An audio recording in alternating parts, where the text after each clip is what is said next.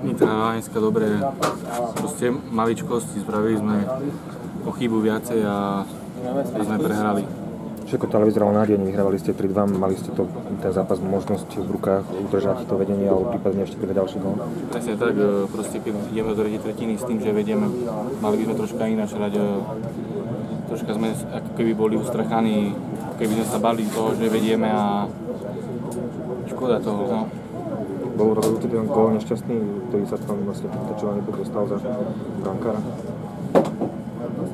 Proste Nitrania to skúšali na bránu, padlo im to tam, nemôžeme sa vyhovárať, či šťastný, nešťastný, proste musíme dať hlavy hore a proste ísť do Nitry s tým, že budeme chcieť vyhrať zápas.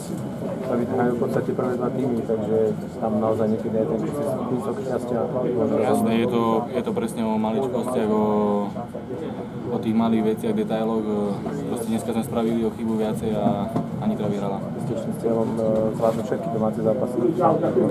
Tak určite sme nečakali nejakú ľahkú sériu, proste hrajú prvé dva týmy proti sebe, bude to, myslím si, že vyrovnané až do konca. Proste podarilo sa